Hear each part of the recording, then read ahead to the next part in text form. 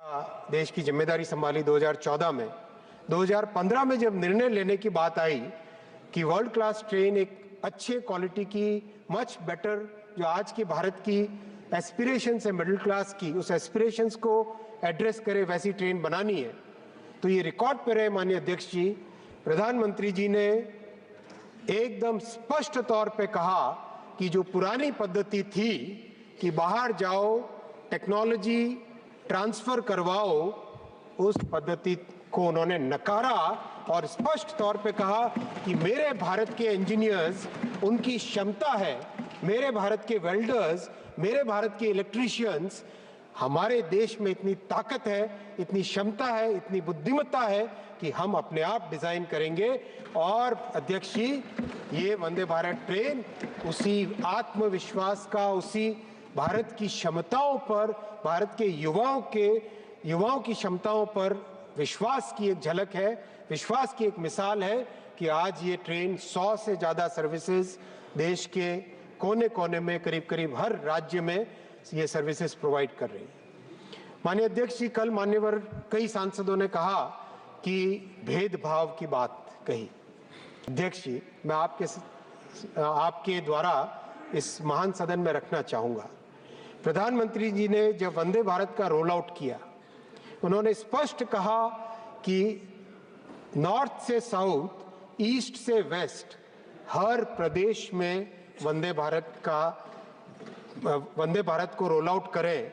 और इसी कारण आज केरल से लेके आसाम तक और जम्मू कश्मीर में, जम्मू से लेके तमिलनाडु तक, हर प्रदेश में वंदे भारत ट्रेन आज सर्विस दे रही है।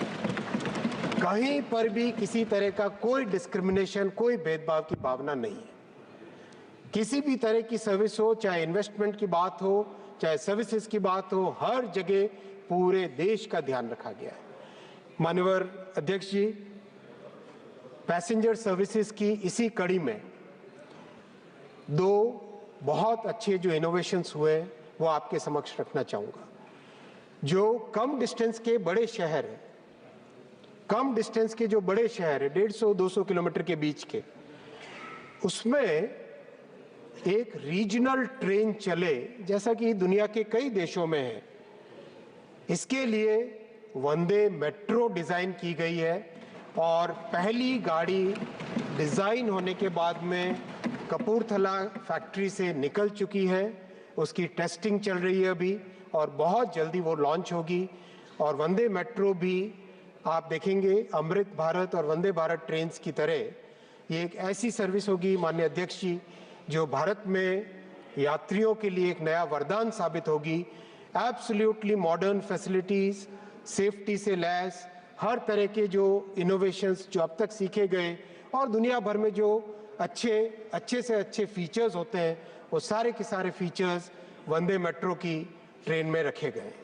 माननीय अध्यक्ष जी, साथ ही साथ लंबी दूरी की ट्रैवल के लिए 1000 किलोमीटर, 700 किलोमीटर से ज़्यादा की ट्रैवल के लिए वंदे स्लीपर का भी डिज़ाइन किया गया है और बहुत ही बारीकी से डिज़ाइन के हर फीचर को ध्यान में रख के इस ट्रेन का डिज़ाइन किया गया है। पहली ट्रेन मैन्युफैक्चरिंग हो गई है और उसका टेस्टिंग का काम चल रहा है। ये दोनों के दोनों ट्रेन्स वंदे मेट्रो और वंदे स्लीपर, वंदे भारत, अमृत भारत, वंदे मेट्रो, वंदे स्लीपर, ये चारों का जो कॉम्बिनेशन है माननीय अध्यक्ष जी, आगामी वर्षों में ट्रेन के ट्रैवल को, एक साधारण मानवी की सवारी को एक नया स्वरूप देगी। और बहुत ही सेटिस्फेक्शन के साथ मैं कह सकता हूँ कि ये जो इनोवेशन है जन जन को भाएगा और देश के जो 140 करोड़ देशवासी हैं, 700 करोड़ लोग ट्रैवल करते हैं, यानी एक से अधिक बार जो ट्रैवल करते हैं, 700 करोड़ पिछले वर्ष ट्रैवल किए हैं पैसेंजर्स टोटल, उन सब के लिए ये एक बहुत बड़ा वरदान साबित होगा। माननीय अध्यक्ष जी, मैं प्रधानमंत्री जी को धन्यवाद देना चाहूँगा। उन्होंने हमेशा एनकरेज किया कि एक नई टेक्नोलॉजी लेके आओ और नई टेक्नोलॉजी को भारत में डेवलप करो, भारत में ही मैन्युफैक्चर करो और लगातार इम्प्रूवमेंट करते रहो। ये जो भावना है, ये एक भावना को ध्यान में रखते हुए सारा का सारा काम किया जा रहा है। माननीय अध्यक्ष जी, मैं इसके बाद में आऊँगा जो सबसे दूसरा बड़ा मुद्दा है पैसेंजर सेफ्टी का।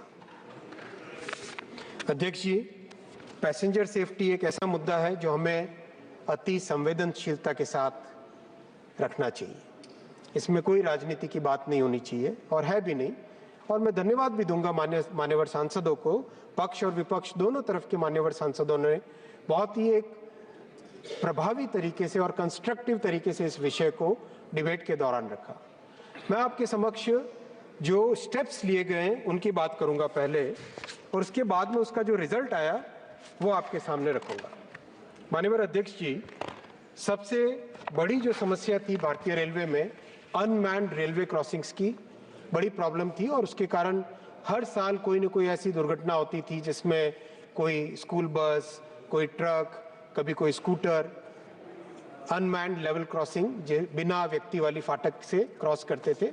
माननीय अध्यक्ष जी, अच्छे फोकस्ड परिणामों के कारण, एक्शन के कारण 2019 में देश में करीब जो 9000 के आसपास अनमैन्ड लेवल क्रॉसिंग्स थी, वो सारी की सारी कंप्लीटली समाप्त कर दी गई। जगह जगह आरओबी बनाए, कई जगह गेट लगाया, कई जगह अंडरपासेस बनाए, वो कंप्लीट हुआ। वो एक बहुत बड़ा समस्या का कारण था, वो समाप्त हुआ। अध्यक्ष जी, दूसरा सबसे बड़ा महत्वपूर्ण मुद्दा है, टेक्नोलॉजी का मुद्दा है। ये स्टेशंस का जो कंप्लीट कंट्रोल होता है, वो स्टेशन का कंट्रोल होता है इलेक्ट्रॉनिक इंटरलॉकिंग के माध्यम से। इसको डिजिटल कंट्रोल भी कहते हैं। तो दुनिया के करीब करीब हर बड़े रेलवे सिस्टम में इलेक्ट्रॉनिक इंटरलॉकिंग 1980-1990 वाले दशकों में लग गई थी। अपने यहाँ बहुत ही एक स्लो पेस पे काम चल रहा था। 2004 से 2014 का अगर पीरियड देखें, मात्र 837 स्टेशन इलेक्ट्रॉनिक इंटरलॉकिंग पे कवर हुए थे। लेकिन 2014 से 2024 के दशक में 2964 स्टेशंस को कवर किया गया, और साथ ही साथ उसमें एक ऐसा इनोवेशन लाया गया माननीय अध्यक्ष जी, कि विभिन्न मैन्युफैक्चरर्स के जो इलेक्ट्रॉनिक इंटरलॉकिंग सिस्टम्स हैं, वो सब के सब आपस में इंटर ऑपरेबल बने। यानी एक मैन्युफैक्चरर का इंटरलॉकिंग ईआई सिस्टम है, वो और दूसरे मैन्युफैक्चरर का ईआई सिस्टम, वो दोनों आपस में इंटर ऑपरेबल बने। उसका इनोवेशन लास्ट ईयर किया, और उसके बाद में अब देश के करीब करीब जो 8000 स्टेशन हैं हमारे, सारे के सारे स्टेशंस को कवर करने का कंप्लीट एक मिशन मोड में काम अभी चल रहा है माननीय अध्यक्ष जी। इसका भी बहुत बड़ा लाभ होगा रेलवे में, एक्सीडेंट्स की कमी में, रेलवे में ओवरऑल सेफ्टी में इंप्रूवमेंट में। अध्यक्ष जी, तीसरा बड़ा काम हुआ, सब जगह करीब करीब पूरे देश में जो लोकोमोटिव्स हैं उनके अंदर इंप्रूवमेंट करने के लिए एक नई व्यवस्था लाई गई, और ये कई मान्यवर सांसदों ने उठाया, तो मैं इसमें थोड़ा डिटेल में आपके समक्ष रखना चाहूँगा।